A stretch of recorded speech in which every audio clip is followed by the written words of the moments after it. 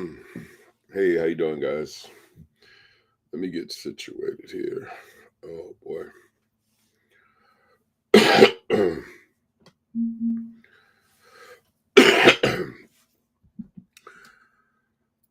First of all, hello, hello, hello. I'm a little under the weather. It seems like every time I travel, my immune system takes a hit. And then I come home feeling under the weather. I've taken 3 COVID tests now. I'm good. I'm just not used to being around all the germs. And so I actually have a cold. Kind of forgot what those are in the days of COVID. We seem to go right to the extreme, but took a couple of COVID exams. I'm okay, but I do have a cold, and so rest, fluids, hot tea, some apple juice, and I'll be okay.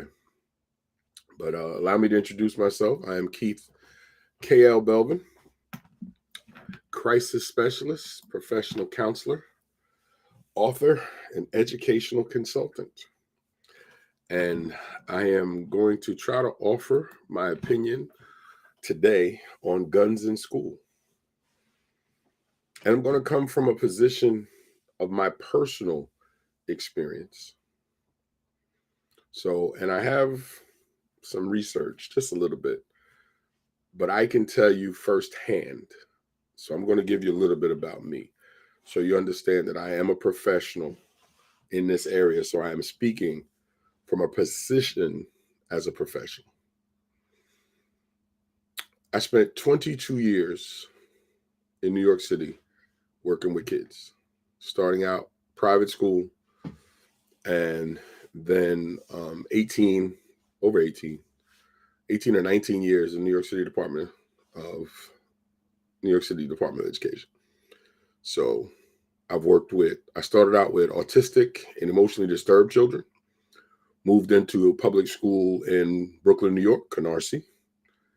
And I have worked in Canarsie, Bed-Stuy, Flatbush, Harlem. So I worked in some very difficult neighborhoods. I have dealt with gun violence. In my first 7 years in the New York City Department of Education, I dealt with 11 deaths.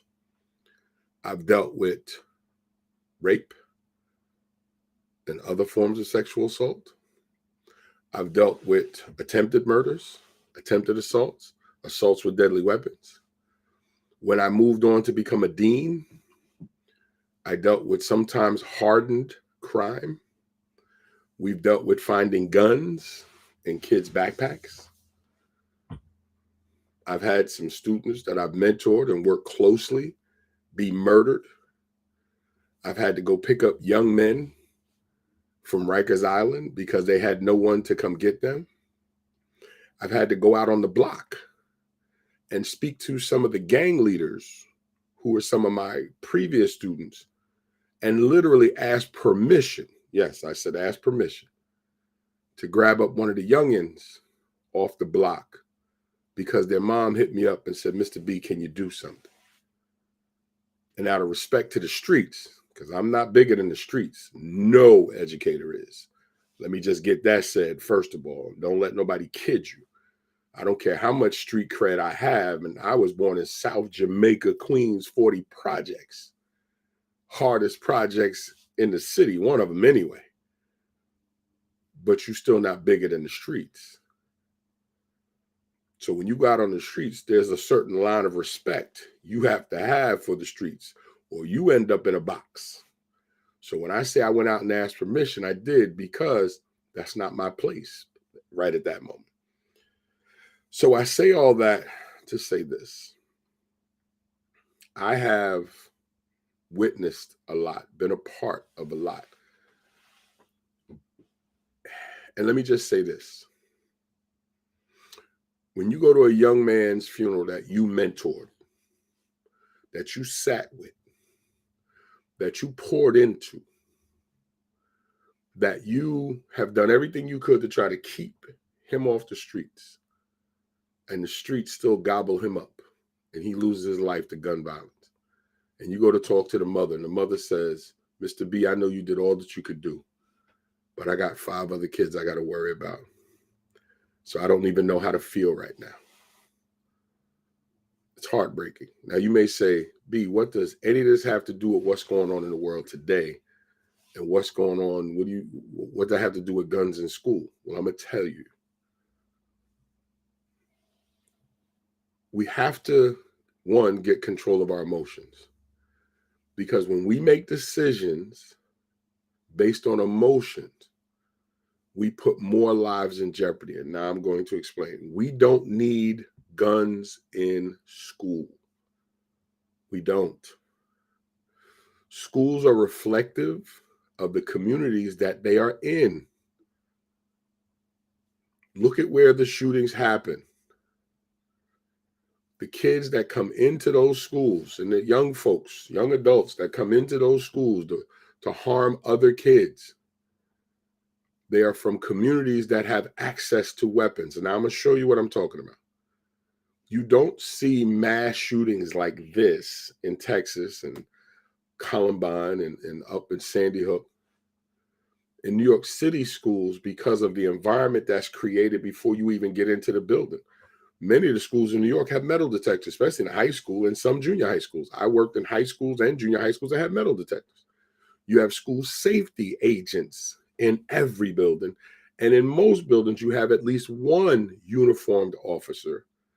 Now, do I like that? No, but it just shows you how when the environment is in place, some of those things don't happen.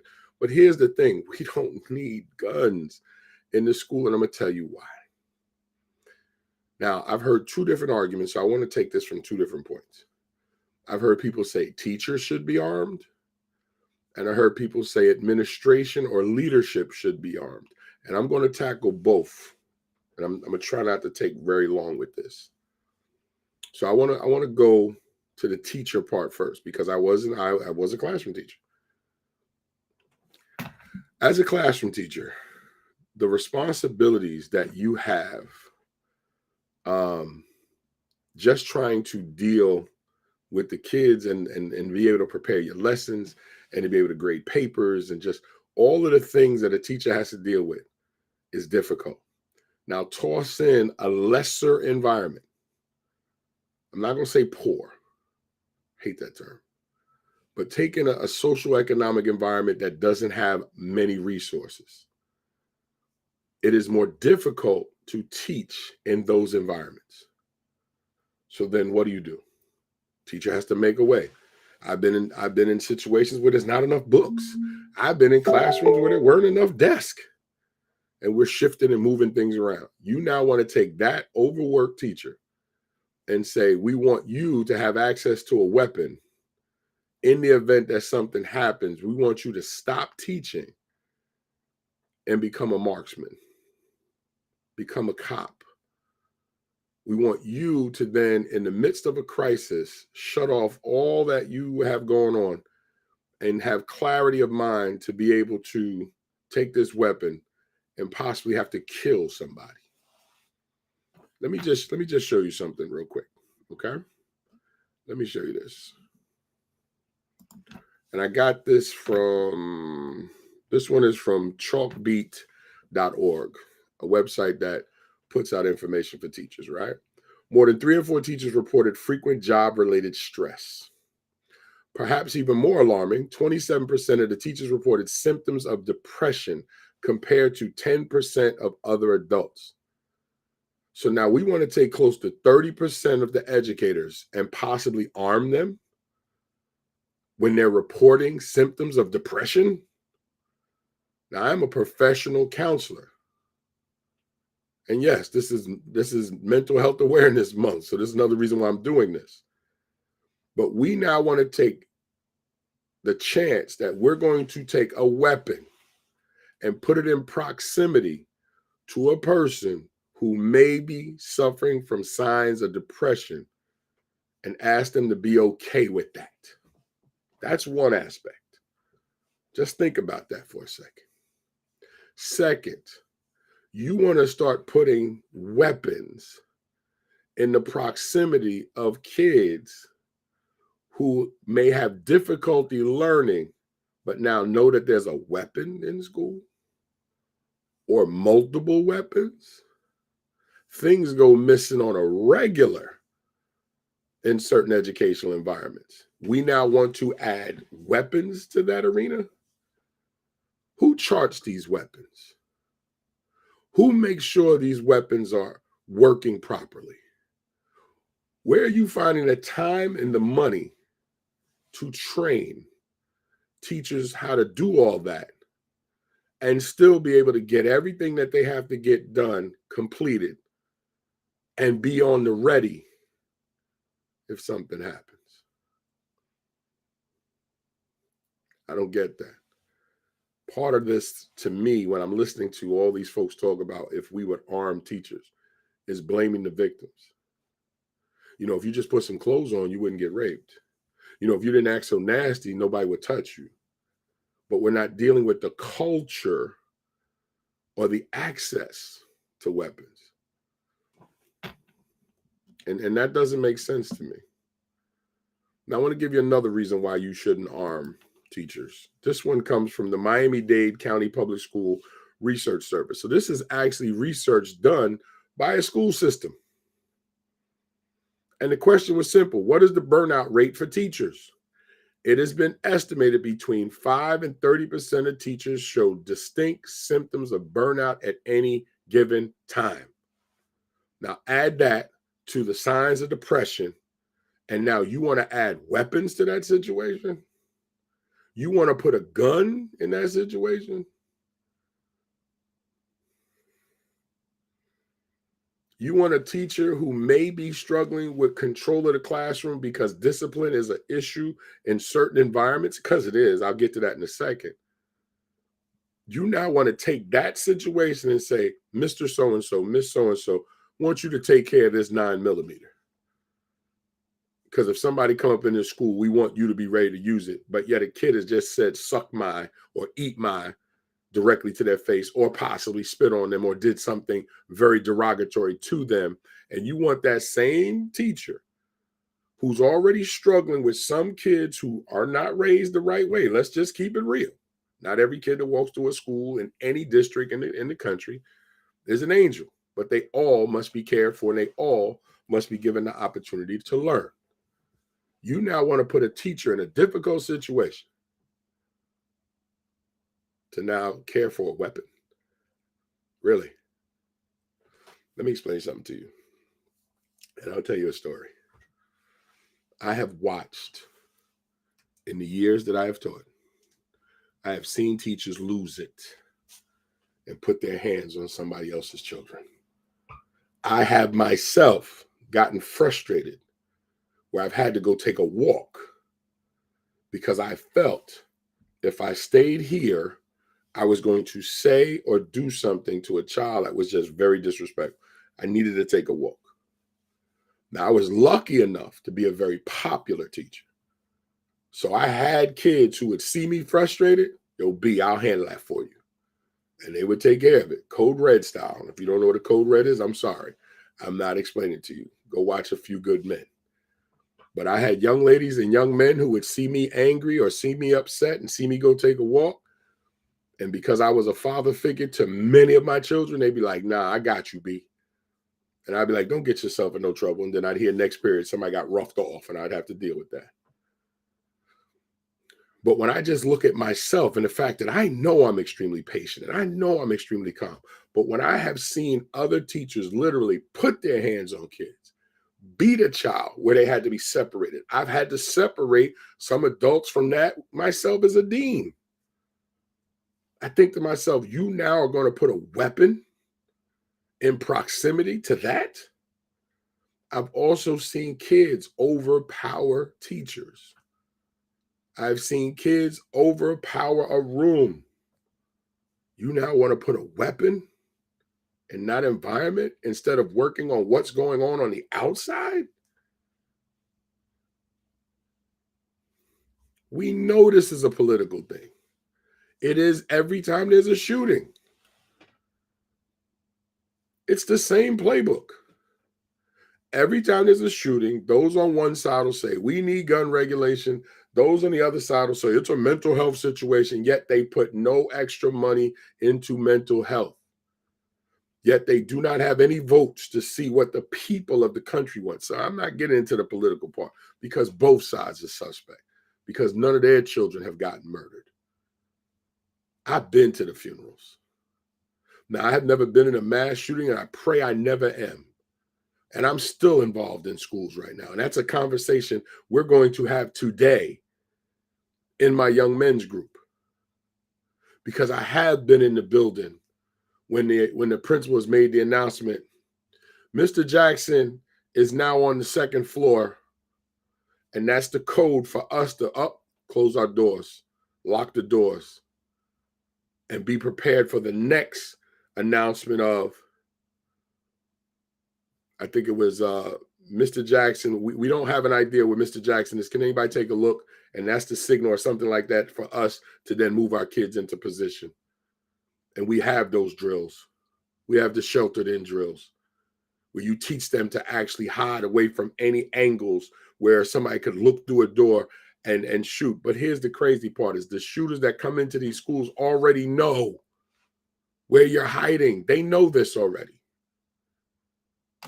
So now you're saying in the midst of trying to make sure 28 kids are okay, you want an educator to now be calm enough to unlock a box, make sure the weapon's loaded, make sure all the kids are safe, and then be prepared for a shootout, a possible shootout? Really? And what happens is if it's a law enforcement person opening the door to let them know that everything is safe, and this teacher under duress who's already showing signs of depression or possible burnout just starts letting off shots? And if anybody's ever been in a New York City school, those are not the thickest of walls. So now we got bullets going wherever, and this is going to be okay. Now, I say New York City because those are the schools that I've worked in. But in all schools across the country, they were not made to repel gunfire. And I don't believe this is a school problem. I believe this is a societal problem that needs to be fixed by making sure politicians do what they're supposed to. But again, I can't have that political conversation because to me, I think both sides are crooked.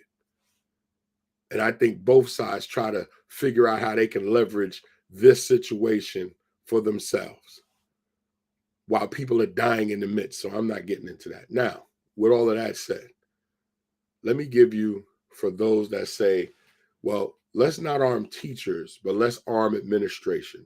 Let's arm the leadership in the building. Okay. So now, unlike urban environments, you may have a resource officer who might already be armed.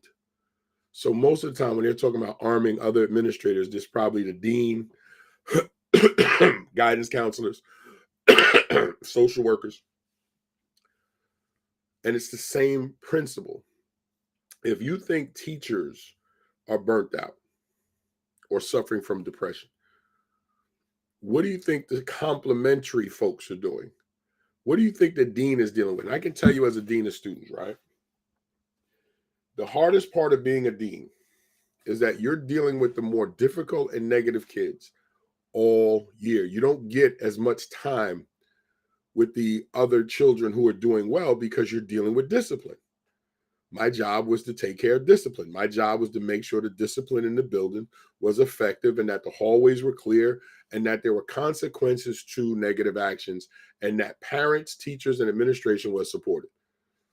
As a discipline administrator, as a dean, as whatever that role is in whatever school that you're in, that person is basically on an island. You're not teaching anymore. You're not a principal or assistant principal. You're that go-between. You're the person who probably speaks to the parents more often. You're the person in the hallway. You're the person in the lunchroom. You're the person dealing with situations. Now, let's be real. Again, let me walk you through this.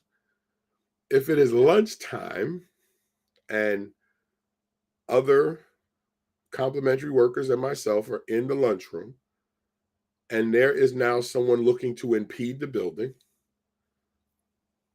you know you have to put a weapon somewhere close to the lunchroom. How do I protect 100, 200, and in some cases, I've had 400 kids in a lunchroom because in one of my buildings, there was 1,300 kids. They had 3 different lunch periods. So when you got 300 to 400, almost 500 kids in a lunchroom, how you going to protect them? How you going to protect them? Which means you have to have a weapon available in a lunchroom. Is that what you want? A possible shootout in the lunchroom? And these are the things that I don't think people understand when they start yelling and screaming about what they want. I understand the emotional part of it. I do. It hurts every time I hear about students losing their lives because it reminds me of having to go to those funerals. I cried the other day when I heard about those kids from Texas. I cried when I heard about those teachers because I would have been one of those teachers that would have tried to put my life on the line to protect someone else's kids because I've done it. But I can tell you right now, adding guns, nah, doesn't work. It won't work. You'll put more lives in jeopardy. Nobody goes to school to get murdered. I get it. So then what we have to do is force those on the outside of the school to reestablish the safety of a school, not try to fortify the school into some type of barracks. We don't barricade the school unless there's no other way. I was teaching through 9/11. I was in the building during 9/11. We watched the towers fall, and we watched how the school was haywire. And we watched how all of us had to come together and figure out how we going to keep these kids safe while still trying to figure out our own children okay. My children happen to go to school in the community, so I was able to dart to their school, pick them up, take them home, drop them off with my mother-in-law, and get back to the school. And why did I come back? Because it was my job. And because those kids needed me there. That once my kids were home safe, I needed to come back and be at this school because we don't know which of these children had parents in those buildings. That day is always going to stand out to me because not only did we have children lose their parents, we had fellow educators and fellow workers lose their family members in those buildings. I understand what a crisis looks like. I understand when a kid has a gun in the building and you have to lock your doors. I've been through that. Now, luckily, he didn't get off no shots and they were able to apprehend him, but we were all prepared. We would all talked about it, and then we would have those conversations. Sometimes the kids didn't know if it was a drill or not. We as the educators knew. And we knew how close we came to this possibly being an active shooter situation. So please don't try to sell me on if we just had guns in the building. Often the people who are doing that talking have never been in a school. And the sad part right now is that the people who are doing the loudest chirping, they're not even including educators to the table. They're not inviting us who have served in the capacity that they're now trying to introduce weapons to. They're not inviting us to the table. So be it. That's not going to stop me from what I do. And as I said in a post on my Facebook page, I currently work with the ATF or the federal government as a mental health consultant. I work with numerous churches to help bring mental health ministries to help folks and help churches create opportunities for folks to get the care that they need. I'm an educational consultant. I have a mentors program where I work with young men to help shape the way that they think. And then, of course, I provide private counseling for folks that need it. Thank you, Tamari. And so I'm doing what I can. And I'm going to continue to do what I can for as long as I can. But what I'm saying to all of you who may be on this bandwagon of if we just had guns in school, stop it. Stop it. Because if we allow that emotion to take the wheel and you start arming schools, you're going to have a bigger problem. Excuse me. I'm sorry.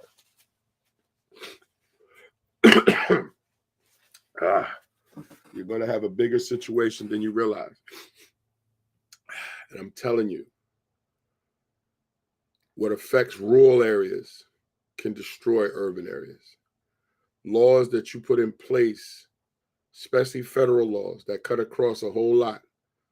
Laws that you put in place where you might only have 200 kids in a school, or multiplied something awful in areas where you have 800, 900, 1,000. And I'm telling you, as a dean of students who's had to come to a room and kids are going, fight is all, it's whatever.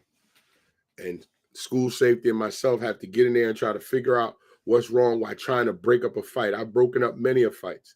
One of the reasons why I don't wear ties when I'm in school, and this is my own choice, is because in breaking up a fight in a lunchroom, a young man got a hold of my tie. And if it wasn't just for the fact that I was stronger than him, the position that he had me in when he tried to climb over the table, if I didn't actually pull my tie away from him, he could have choked me to death. And I don't think that's what he was trying to do, but he was in his mind trying to he was blacked out, just wilding out. And he grabbed my tie. And at that point, I said, nope, as long as I got to do this, I'm not wearing a tie because I'm not going to place myself in that situation to be hurt. So I am telling you, I know what this looks like. I've seen it firsthand.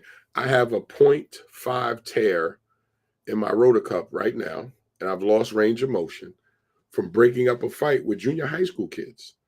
And the kid was swinging back and forth trying to get to the other kid, and I tore my shoulder. And it was a matter of, do I get surgery or not? I asked the doctor, what would it change? Listen, it is what it is. So I don't have the range of motion I used to have in my shoulder.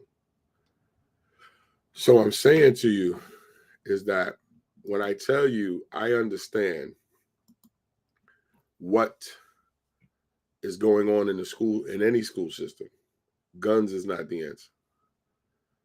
You want to make change, you want to see changes, force your school district, force your politicians, start forcing the hands of the people that you vote. Start forcing the businesses, because that's the real key. Start forcing the businesses that you put money into their hands and saying, if you support this, I'm not supporting you. And to my brothers and sisters of color, black and brown, because those were mostly brown children killed in Texas, and we already seen to the brothers and sisters up in Buffalo. You want gun regulation. You want things to change with guns? Start taking your money off the table. Start telling companies, we will not do business with you if you're cool with this, this, and this. And I mean that. Stop. And then get on your social media pages and say, I used to do business with X, Y, and Z company. I refuse because they support this and they support this. Do that and you'll get change overnight. Yes.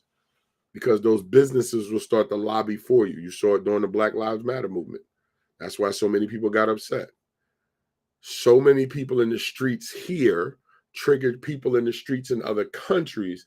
And so something had to be done. And so you started seeing companies committing money to the Black Lives Matter movement that you'd never seen before. Now, we don't know if they used all that money effectively. That's another argument. And I'm not a Black Lives Matter movement of the creators. I'm not a fan of them, but I am a fan of the idea that Black lives actually matter. But that doesn't mean that all lives don't matter. Please, I'm not going to get into the argument. It's a stupid one that people try to make. All lives matter, but if Black ones are being harmed, that's who you deal with. It's the same thing with CPR. All lives matter, but the person not breathing is the person I need to take care of. Come on, it's very simple. So I don't get into those senseless and stupid arguments. But you want to see change? Withhold your money. Real simple. Tell the big companies and get everybody you know not to use those companies. And then just simply come on social media and say, we're not using X, Y, and Z until they do this. And you will start to get the larger companies to advocate for you. The problem is they do not believe that any of us will do that. So yet there's no change. Politicians the same way. Steve Kerr from the Golden State Warriors said, and it's true, that 90% of the people want background checks when it comes to weapons. 90% of the people in the United States want background checks when it comes to weapons. But the powers that be, the 50 senators and the congressmen in the country, are basically deciding what they want, even though the power of the people is, we want something different. Well, here's the problem. if 90% of the people in the country would say we're not doing business in particular areas, companies that deal with us would change tomorrow. They would force the politicians' hands tomorrow. We don't do that. We saw Martin Luther King do this with the boycott of the bus companies, but we don't do that. And I'm not going to jump off in the geopolitical conversation. I don't even want to have that conversation right now. I'm too under the weather right now. So I simply want to say this as I bring this to a close. As a former classroom educator, as a former dean of students, as a person who's worked in multiple schools and dealt with multiple situations that have to deal with weapons, and as a person who currently goes into a school and was at a detention center last year working with young men, who's walking into a school later on today, I am telling you, adding guns to a school as a way to try to protect those on the inside of school is not the move. And I'm just one voice, but I'm going to use it. I'm not going to argue with you. I'm not going to fight with you. I don't care to debate with you, so please don't invite me to.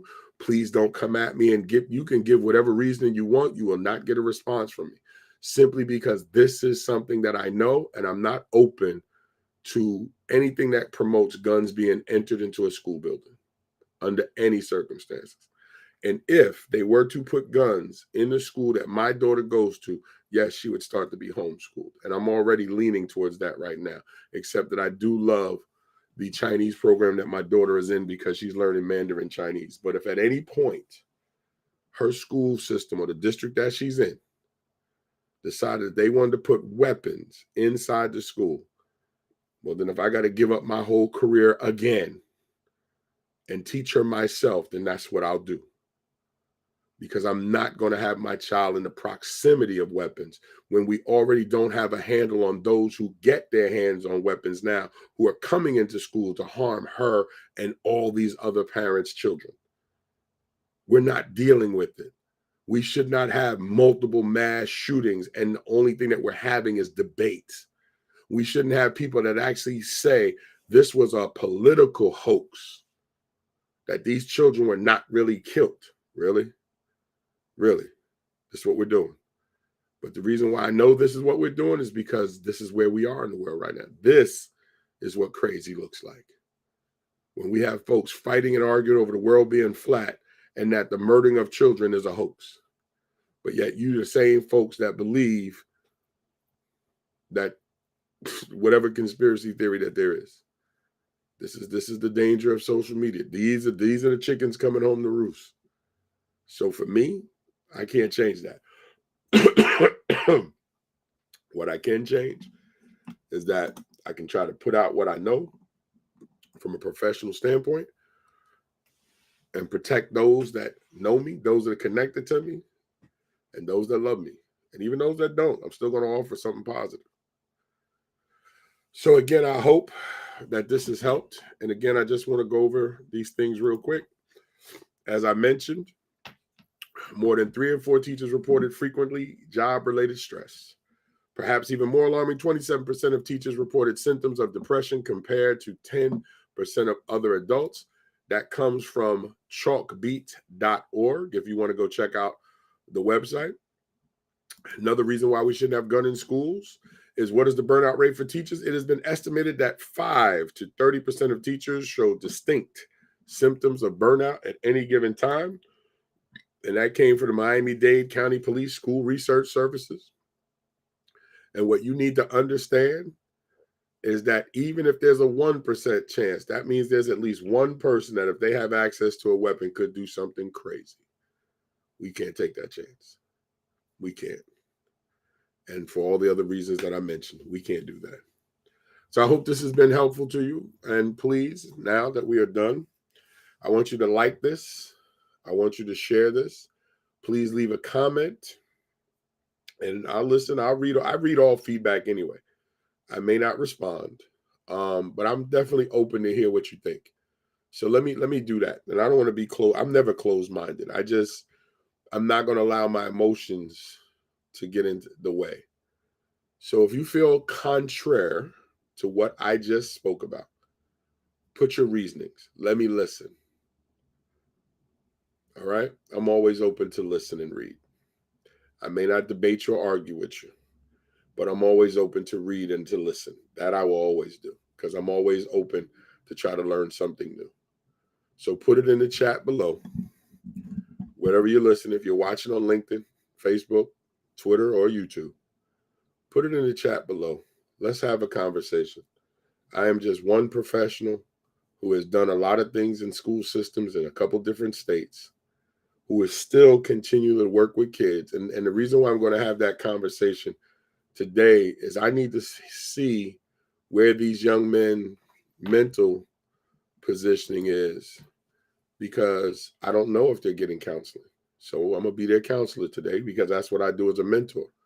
And I'm going to have a conversation with them to see if they have fears or just what do they think about this subject in general.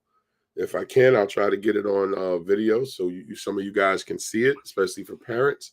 I think it's always more poignant when you hear it coming from the kids themselves. But we're going to try to have that conversation today because I would not be doing my job as a mentor or a consultant if I didn't actually sit down and give these men an opportunity to express how they feel about the shooting.